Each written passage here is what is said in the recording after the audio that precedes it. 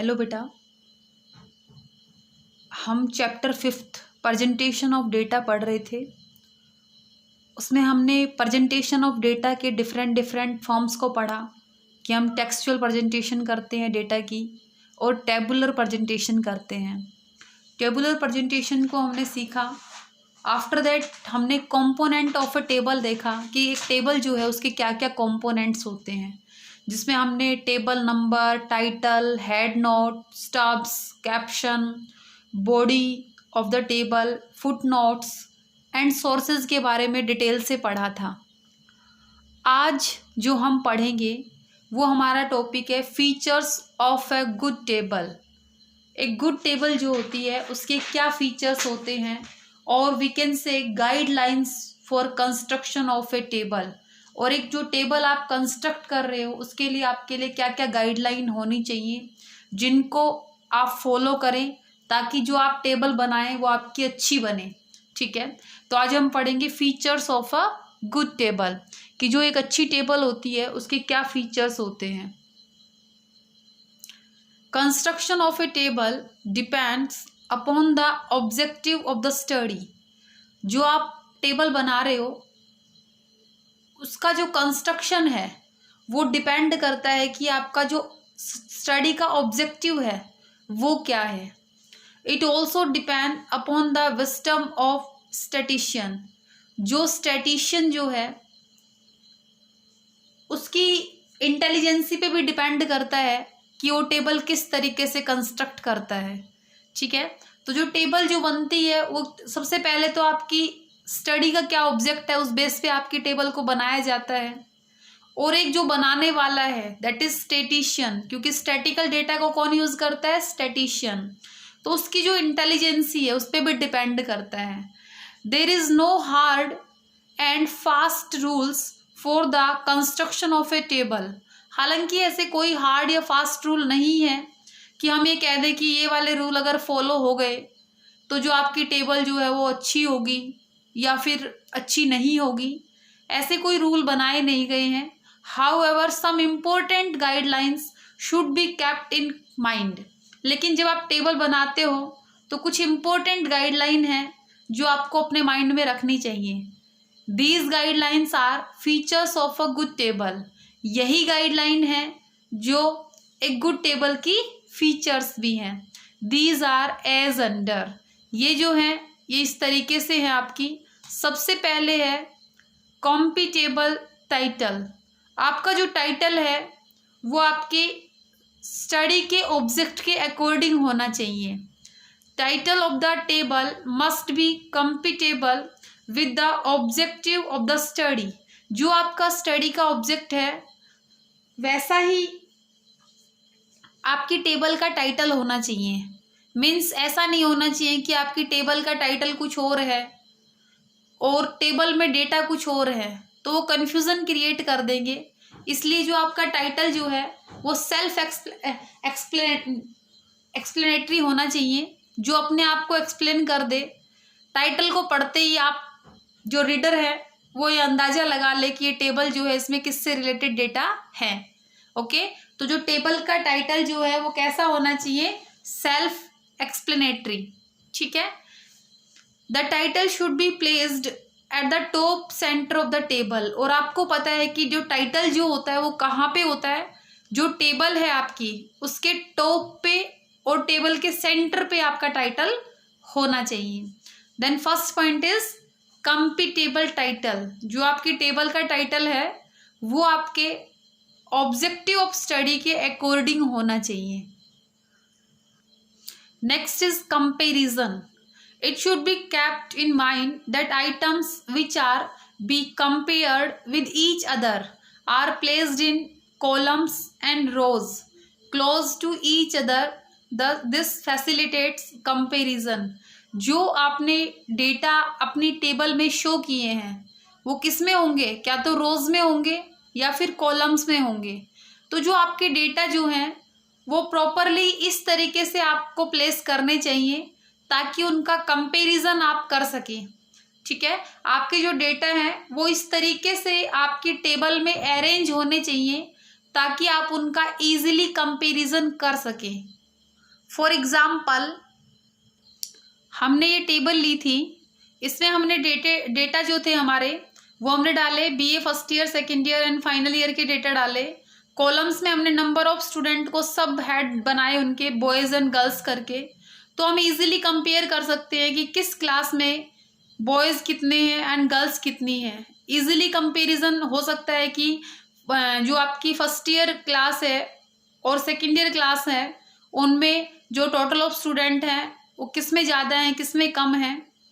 और कॉलम्स जो हैं उनसे भी कंपैरिजन हो सकता है कि किस क्लास में बॉयज़ ज़्यादा हैं और किस क्लास में गर्ल्स ज़्यादा हैं।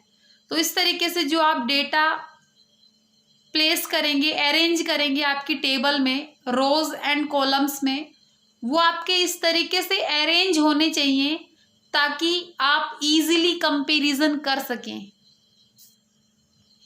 देन आपने यहाँ पे यही कहा है, it should be kept in mind that items which are to be compared with each other are placed in columns and row close to each other. This facilitates comparison. अगर वो एक दूसरे के साथ साथ कॉलम्स और रो में होंगे डेटा तो आपको फैसिलिटी हो जाएगी कंपैरिजन करने में। ठीक है, तो आपको अपना ये ऑब्जेक्ट भी ध्यान में रखना चाहिए कि जो डेटा आप टेबल में अरेंज कर रहे हो वो इस तरीके से अरेंज करें कि आप इजीली कंपैरिजन कर सकें। Our next point is special emphasis. Some items in the table may need special emphasis. Such items should be placed in head row or head column. जिन आइटम्स को हमें स्पेशल फोकस करना होता है, जिनके ऊपर हमें ज़्यादा हाईलाइट करना होता है जिन आइटम्स को, उनको हम कहाँ पे डालते हैं? रो के हेड में या फिर कॉलम के हेड में डाल देते हैं। Moreover such item should be presented in bold figures. और इन आइटम्स को हम क्या करते हैं? बोल्ड फिगर्स में डालते हैं, मोटे अक्षरों में डालते हैं ताकि इनके ऊपर विशेष रूप से रीडर का ध्यान जाए। जो इन टेबल को पढ़ने वाला है वो इन टेबल को कैसे ज़्यादा ध्यान में रखिएगा। जो स्पेशल फोकस्ड आइटम है, स्पेशल जिनके ऊपर आपने एम्फेसिस किया है, उन आइटम्स को आप क्या करेंगे? हेडिंग्स में डालेंगे, चाहे रो का हेड बना देंगे उसको या फिर कॉलम का हेड बना देंगे। और उन आइटम्स को आप क्या करेंगे? बोल्ड फिगर्स में प्रेजेंट करेंगे। नेक्स्ट पॉइंट है ideal size. Table must be an ideal size. To determine an ideal size of a table, a rough draft और a sketch must be drawn. आपकी जो टेबल है उसका एक आइडल साइज होना चाहिए। जो आपके डेटा हैं उसके अकॉर्डिंग आपकी टेबल जो है बहुत छोटी भी नहीं होनी चाहिए और बहुत बड़ी भी नहीं होनी चाहिए। अगर आपकी टेबल बहुत छोटी रहेगी तो आप बिल्कुल कंजस्टेड तरीके से डेटा को अरेंज करेंगे जिनको समझना मुश्किल होगा। और अगर आपकी टेबल बहुत बड़ी होगी तो आपके डेटा जरा से रहेंगे तो वो भी शोभा नहीं देता, अच्छी नहीं लगेगी वो टेबल आपकी। इसलिए आपको क्या करना चाहिए आइडल टेबल बनाने के लिए कि आपकी टेबल का साइज जो है ना बड़ा रहे ना छोटा रहे, बिल्कुल अकॉर्डिंग टू योर डेटा रहे। तो उसके लिए आपको क्या करना चाहिए? रफ ड्राफ्ट या फिर स्केच की हेल्प से आप उसको पहले ड्रॉ करके देखेंगे, एक ट्रायल लेंगे, उसमें आप अपने डेटा को अरेंज करके देखेंगे। फिर आपको ये आइडिया हो जाएगा कि आपकी टेबल का कितना साइज आपके लिए परफेक्ट रहेगा। आफ्टर दैट आप जो टेबल ड्रॉ करोगे, आपका जो रफ ड्राफ्ट जो है वो आपको एक आइडिया देगा। उस बेस पे आप टेबल बनाएंगे और अपने डेटा को प्रेजेंट करेंगे। So table must be of an ideal size. To determine an ideal size of a table, a rough draft और sketch must be drawn. Rough draft will give an idea as to how many rows and columns should be drawn for presentation of data. जैसे जब आप draft बनाएंगे तो आपको पता भी चल जाएगा कि आपको कितनी रोज बनानी है, कितने कॉलम्स बनाने हैं, जिससे आप अपने डेटा को बेस्ट वे से प्रेजेंट कर सकें। तो जो आपकी टेबल जो है उसका एक आइडल साइज होना चाहिए, उसमें नंबर ऑफ रोज और नंबर ऑफ कॉलम्स जो है अकॉर्डिंग टू योर डेटा होनी चाहिए। ऐसा नहीं होना चाहिए कि आप क्या तो रो बहुत ज़्यादा बना रहे हैं या फिर बहुत ज़्यादा कॉलम बना दिए और आपके डेटा उतने है भी नहीं, या फिर आपने रो और कॉलम्स इतने कम बना दिए कि आपके डेटा अरेंज ही नहीं हो रहे। इसलिए जब भी आप टेबल ड्रॉ करेंगे उससे पहले आप एक रफ आइडिया लेंगे ताकि आपके सारे डेटा बेस्ट वे से आप प्रेजेंट कर सकें। तो आपकी टेबल का जो साइज जो है वो क्या होना चाहिए, आइडल होना चाहिए। ठीक है। नेक्स्ट पॉइंट है आपका स्टब्स। स्टब्स, सबसे पहले आपको स्टब्स के बारे में बताया गया था कि स्टब्स क्या होते हैं। स्टब्स के बारे में बताया गया था, stubs are the heading of the rows. जो आपकी रो हैं उनके जो हेडिंग होती हैं उनको आप क्या बोलते हो, स्टब्स बोलते हो। अब देखो, if rows are very long, अगर आपकी जो रो है वो बहुत लंबी है, देन स्टब्स में be given at the right hand side of the table also. तो आप क्या करते हो, आप लेफ्ट हैंड में तो रो का टाइटल लिखते ही लिखते हो, लेकिन अगर आपकी टेबल बहुत लंबी है तो आपको क्या करना चाहिए, राइट हैंड साइड में भी टेबल के स्टब्स को लिख देना चाहिए ताकि एक क्लैरिटी बनी रहे रीडर के माइंड में कि ये जो है ये रो का टाइटल है, ये जो रो है इसमें इससे रिलेटेड डेटा शो किए गए हैं।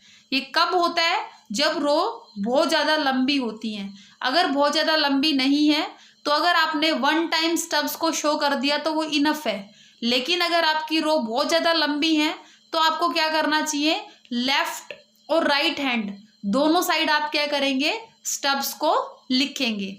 After that use of zero.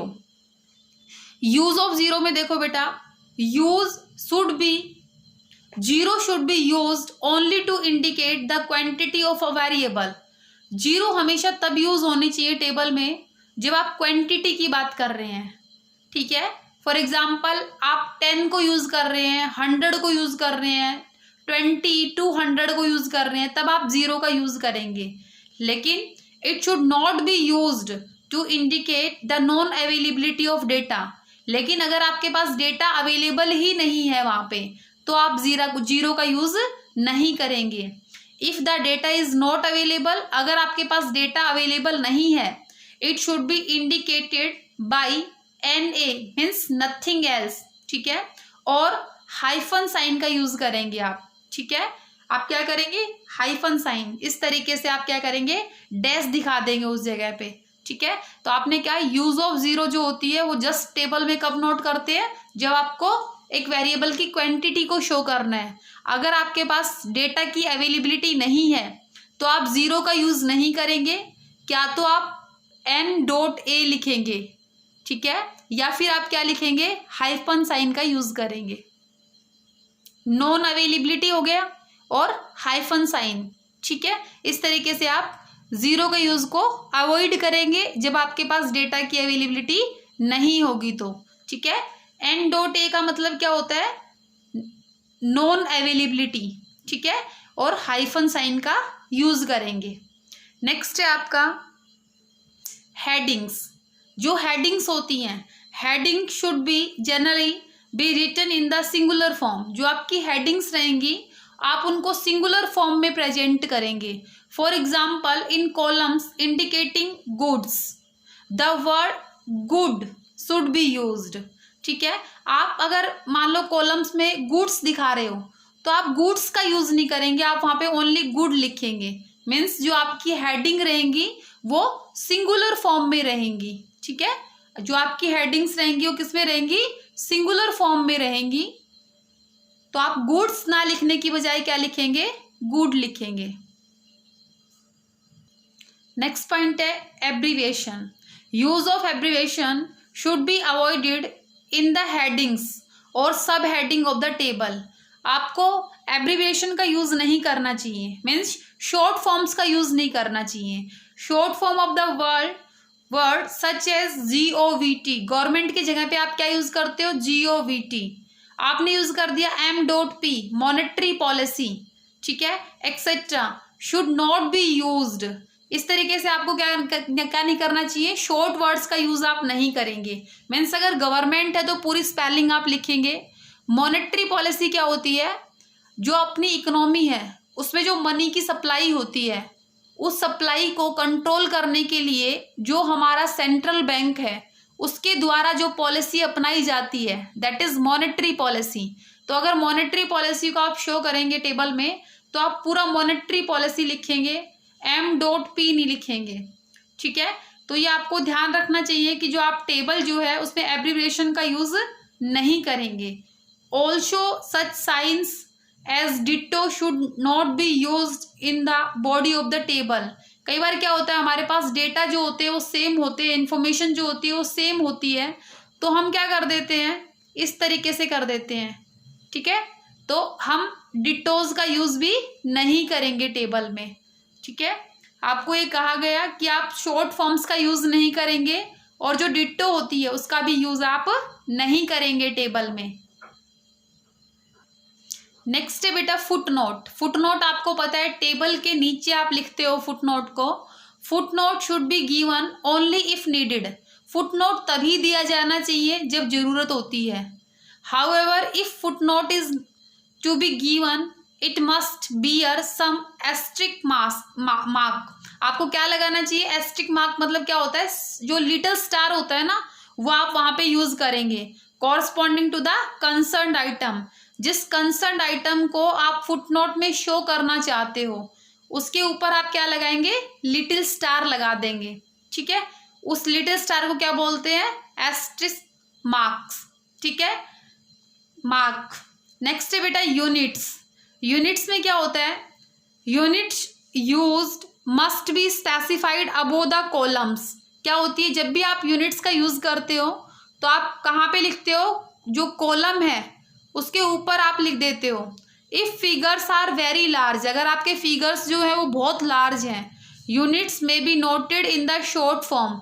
तो क्या हो सकता है, यूनिट्स को आप शॉर्ट फॉर्म में नोट कर सकते हो। एज आपने लगा दिया 000 हेक्टेयर, ठीक है, या फिर आपने लगाया 000 टन्स, ठीक है। तो आपने क्या कर दिया, जो आपके यूनिट्स है इससे क्या हो जाएगी, थोड़ा सा उनको समझना आसान हो जाएगा, ठीक है। तो आप क्या कर सकते हो, जब आप यूनिट्स को शो ऑफ करते हो टेबल में तो आप उनको शॉर्ट फॉर्म में यूज कर सकते हो। नेक्स्ट पॉइंट है आपका total. In the table sub total of items must be given at the end of each row. Grand total of the items also be noted. आपको क्या करना चाहिए, जो आपकी टेबल है उसमें सब टोटल भी गिवन होना चाहिए और ग्रांड टोटल भी गिवन होना चाहिए, ठीक है। इसको एक एग्जाम्पल से समझते हैं। देखिए हमने क्या कहा, जो हमारा एग्जाम्पल था टेबल वाला उसमें हमने क्या किया, बॉयज एंड गर्ल्स, यहाँ पे टोटल हो गया, ठीक है, यहाँ पे टोटल बॉयज, यहाँ पे टोटल गर्ल्स हो गई, ठीक है। और ये क्या हो गया, बीए फर्स्ट ईयर में टोटल नंबर ऑफ स्टूडेंट कितने थे, सेकेंड ईयर में कितने थे और फाइनल ईयर में कितने थे। तो यहाँ पे जो टोटल आएगा और जो यहाँ का जो टोटल आएगा वो क्या हो जाएगा, इक्वल होना चाहिए। तो यही क्या होता है, ये सब टोटल और ग्रांड टोटल हो गया, ठीक है। ये वाले सब टोटल हो गए और ये वाला क्या हो गया, जो इन दोनों का वो ग्रांड टोटल हो गया। इस तरीके से आपको क्या करना पड़ेगा, टेबल में सब टोटल और ग्रांड टोटल को एक्सप्लेन करना पड़ेगा अच्छे तरीके से, ताकि आपकी जो टेबल है वो ज़्यादा इफेक्टिव हो सके। आफ्टर दैट है percentage and ratio. Percentage figures should be provided in the table if possible. This makes the table more informative. आप क्या करते हैं, कई बार ऐसा होता है कि आप टेबल में कुछ परसेंटेज और रेशियो निकाल के उन डेटाज को टेबल में प्रेजेंट करते हैं। तो अगर आपको लगता है कि आपके फिगर्स जो है वो परसेंटेज में शो होने चाहिए, हम फिगर्स की परसेंटेज निकाल के टेबल में उसको अरेंज करेंगे, तो क्या होगा, आपके जो डेटा रहेंगे वो ज़्यादा इन्फॉर्मेटिव बन जाएंगे, ज़्यादा इन्फॉर्मेशन वो दे सकेंगे। इसलिए अगर आपको ये लगे कि यहाँ पे रिक्वायरमेंट है कि आप इन डेटा की परसेंटेज निकालेंगे तो ज़्यादा बेटर रहेगा, देन आप क्या कर सकते हैं, उनकी परसेंटेज और रेशियो निकाल के भी उन डेटा को टेबल में प्रेजेंट कर सकते हैं। 13 पॉइंट है आपका एक्सटेंड ऑफ अप्रोक्सीमेशन। जो आपने अप्रोक्सीमेशन किया है, कहीं पे भी आपने किसी भी डेटा को, फिगर्स को अप्रोक्सीमेट लिया है तो आप उनको एक्सप्लेन करेंगे। देखो, if some approximate figures have been used in table, अगर आपने कुछ फिगर्स को अप्रोक्सीमेट बेस पे लिया है, the extent of approximation must be noted. तो आप क्या लेंगे, उन डेटा का जो अप्रोक्सीमेशन लिया है उसको आप एक्सप्लेन करेंगे। दिस में B indicated on the top of the table. क्या तो आप कहाँ पे दिखा देंगे, जो अप्रोक्सीमेशन ले रहे हो उनसे रिलेटेड इंफॉर्मेशन को जो आपकी टेबल है उसके टॉप पे, कहाँ पे, हेड नोट में, या फिर क्या करेंगे टेबल के बिल्कुल नीचे दिखा देंगे, किसमें, फुट नोट में। आप लोगों को पता है टाइटल अगर कंप्लीट इंफॉर्मेशन नहीं दे पाता तो क्या करते हैं, हेड नोट में जो रिलेटेड इंफॉर्मेशन होती है वो दिखाते हैं। और अगर टेबल की बॉडी में अगर कोई ऐसी इंफॉर्मेशन है जिसको आप अगेन हाईलाइट करना चाहते हो तो किसके थ्रू करते हो, आप फुट नोट के थ्रू करते हो। तो अगर आप कुछ फिगर्स को अप्रोक्सीमेट बेस पे ले रहे हैं तो उनकी इंफॉर्मेशन आप हेड नोट में या फिर फुट नोट में डाल सकते हैं, ठीक है। फॉर एग्जाम्पल जैसे हमारी टेबल है ये, इसमें क्या कह रखा है, फूड ग्रेन्स दे रखे हैं। जो आपके फूड ग्रेन्स है उसमें राइस, व्हीट और अदर्स दे दिया। तो अदर्स में क्या हो गया, अब अदर्स का हमें पता नहीं है कि अदर्स में क्या क्या इंक्लूड है, तो हमने क्या किया, उसको फुट नोट में डाल दिया, in others all remaining food grains are included. जितने भी फूड ग्रेन्स रह गए वो सब किस में इंक्लूड हैं, अदर्स में इंक्लूड हैं। इस तरीके से अगर हमारी कोई इंफॉर्मेशन ऐसी है जिसके बारे में हमें एक्सप्लेन करना चाहिए, या फिर कुछ फिगर्स ऐसे हैं जिनको हमने अप्रोक्सीमेट बेस पे ले लिया, कुछ फिगर्स ऐसे होते हैं जिनको हम राउंड ऑफ करके ले लेते हैं, तो इस प्रकार की अगर कोई इन्फॉर्मेशन जो होती है क्या तो हम उसे हेड नोट में लिखेंगे या फिर फुट नोट में लिखेंगे, ठीक है। नेक्स्ट पॉइंट है आपका source of data. Source of data must be noted at the foot of the table. कहाँ पे लिखते हो आप, it is generally noted next to the footnote. आपको पता है जो आपके सोर्स ऑफ डेटा जो होते हैं, आप डेटा कहाँ कहाँ से उठा सकते हो। आपको पता है आपके डेटा जो होते हैं वो 2 टाइप के होते हैं, primary data and secondary data. जिनको ओरिजिन से इन्वेस्टिगेटर खुद कलेक्ट करता है वो प्राइमरी डेटा होते हैं, ठीक है। और जो ऑलरेडी कलेक्टेड होते हैं किसी एजेंसी के द्वारा, किसी इंस्टीट्यूट के द्वारा, वो जो डेटा होते हैं वो सेकेंडरी डेटा होते हैं। और वो जो सोर्स होते हैं जहाँ से वो डेटा उठाए जा सकते हैं दैट आर सेकेंडरी सोर्स।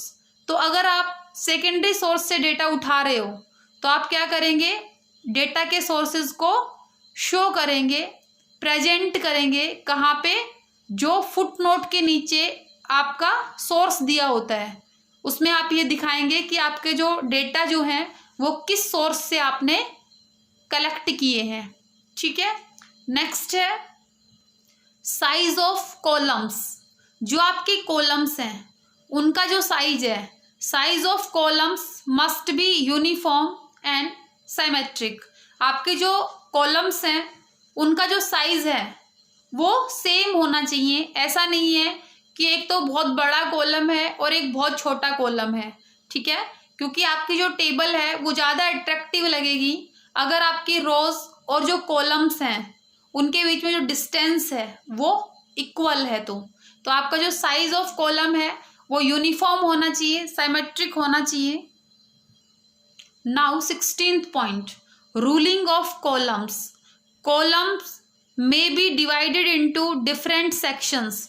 जो कॉलम जो होते हैं उनके डिफरेंट सेक्शंस हो सकते हैं according to similarity of data. जो डेटा की सिमिलरिटी है उसकी बेस पे जो कॉलम्स जो होते हैं वो डिफरेंट पार्ट्स में डिवाइड हो सकते हैं, ठीक है। तो आपका जो कॉलम जो है वो जितने भी पार्ट्स में आप डिवाइड कर रहे हो वो डिपेंड करता है कि आपके डेटा में सिमिलरिटी क्या है, ठीक है। तो आपके जो आप कॉलम बना रहे हो उनका एक प्रॉपर रूल होना चाहिए, ठीक है। आप बहुत ही सावधानी से टेबल को कंस्ट्रक्ट करेंगे। This is our last point, simple, economical and attractive. जो आपकी टेबल है, अ टेबल मस्ट बी सिंपल। एक तो बिल्कुल सिंपल होनी चाहिए, इतनी कॉम्प्लेक्स नहीं होनी चाहिए कि रीडर उसे समझ ही ना पाए। अट्रैक्टिव होनी चाहिए ताकि उसको पढ़ना, उसको देखना, उसको समझना रीडर को अट्रैक्ट करे। एंड इकोनॉमिकल, और क्या होनी चाहिए, इतनी एक्सपेंसिव भी नहीं होनी चाहिए कि जो स्टैटिशियन है या फिर इन्वेस्टिगेटर जो है उसके लिए वो बहुत महंगी हो जाए, ठीक है। तो इकोनॉमिकल होनी चाहिए। और ऐसे क्या रखा है, इकोनॉमिकल इन स्पेस, मीन्स आपकी जो टेबल है वो स्पेस को भी कम घेरने वाली होनी चाहिए। ऐसा नहीं है कि आपका जो स्पेस जो है वो बहुत ज़्यादा टेबल ने कवर कर लिया। तो आपकी टेबल जो है वो सिंपल, इकोनॉमिकल एंड अट्रैक्टिव होनी चाहिए। ओके, सो बेटा हमने 17 पॉइंट पढ़े हैं। सबसे पहले हमने कहा कि जो टेबल है उसका टाइटल कॉम्पिटेबल होना चाहिए। कॉम्पिटेबल का मतलब क्या है कि जो हमारा स्टडी का ऑब्जेक्ट है उसके अकॉर्डिंग टाइटल होना चाहिए। मतलब टाइटल को देख के हमें समझ में आ जाना चाहिए कि टेबल जो है इन डेटा से रिलेटेड है, ठीक है। कंपैरिजन, टेबल जो है वो इस तरीके से फॉर्मेट की गई होनी चाहिए ताकि हम डेटा का ईजिली कंपैरिजन कर सकें। कुछ आइटम्स जो हैं जिनको हमें स्पेशल हाईलाइट करना है, स्पेशल एम्फेसिस करना है, उनको हम हेडिंग्स में डाल सकते हैं। वो रो की भी हेडिंग हो सकती है और कॉलम की भी हेडिंग हो सकती है। आफ्टर दैट हमने कहा कि जो टेबल जो है उसका एक आइडल साइज होना चाहिए। टेबल बहुत ज़्यादा बड़ी या बहुत ज़्यादा छोटी नहीं होनी चाहिए। रोज और कॉलम उतने ही होने चाहिए जितने की डेटा जो है आपके उनमें रिक्वायरमेंट है। स्टब्स जो है, स्टब्स क्या होते हैं, आपकी रो के टाइटल होते हैं। अगर आपकी रो बहुत बड़ी है तो आप स्टब्स को राइट हैंड में एंड लेफ्ट हैंड साइड दोनों में लिख सकते हैं, ठीक है, ताकि रीडर के लिए कंफर्टेबल रहेगी वो चीज़ें। यूज़ ऑफ ज़ीरो, ज़ीरो का यूज़ नहीं करना चाहिए अगर डेटा की नॉन अवेलेबिलिटी है तो। लेकिन अगर आप वेरिएबल है कोई भी उसकी क्वांटिटी को बताना चाहते हो देन आप ज़ीरो का यूज़ कर सकते हो। और आप डिट्टो का भी यूज़ नहीं करेंगे। अगर आपके पास सेम इंफॉर्मेशन है, सेम डेटा है, तो आप डिट्टो का यूज़ नहीं करेंगे। हेडिंग्स में आप क्या करेंगे, सिंगुलर फॉर्म का यूज़ करेंगे। एब्रीवेशन में आपने कहा कि आप शॉर्ट फॉर्म्स का वर्ड यूज़ नहीं करेंगे, आप फुल फॉर्म यूज़ करेंगे। आफ्टर दैट था फुटनोट, अगर रिक्वायरमेंट है तो आप फुटनोट बनाएंगे और जो फुटनोट होगा उसके ऊपर आप लिटिल स्टार बना देंगे। आफ्टर दैट टेबल में जो है लिटिल स्टार बना देंगे और उसको हम फुटनोट में एक्सप्लेन कर देंगे। जो आपके यूनिट्स जो हैं उनके लिए आप शॉर्ट फॉर्म यूज़ कर सकते हो। टोटल और सब टोटल आपकी टेबल में मेंशन होना चाहिए प्रॉपरली। अगर आपके डेटा की परसेंटेज और रेशियो अगर निकाल के आप डेटा को प्रेजेंट करते हैं तो आपकी इन्फॉर्मेशन मोर इन्फॉर्मेटिव हो जाती है।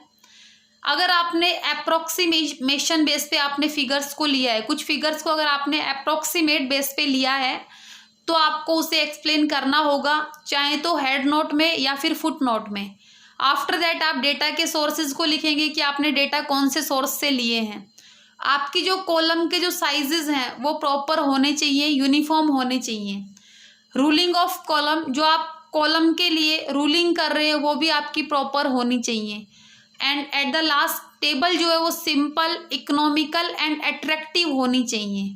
ओके, सो आज का हमारा टॉपिक था features of a good table. हमने लगभग 17 फीचर्स को पढ़ा है टेबल की, तो आप मैक्सिमम को याद कीजिए और जब आप एग्ज़ाम में क्वेश्चंस आते हैं तो आप उनको प्रॉपरली एक्सप्लेन कीजिए। अगर आप प्रॉपरली एक्सप्लेन करेंगे तो आपके मार्क्स ज़्यादा बेटर रहेंगे और आपकी नॉलेज जो है वो इम्प्रूव होगी, ठीक है। तो आज आपने कवर किया features of a good table. आप इसको प्रॉपरली समझेंगे और इसके नोट्स मेंटेन करेंगे। Thanks for watching.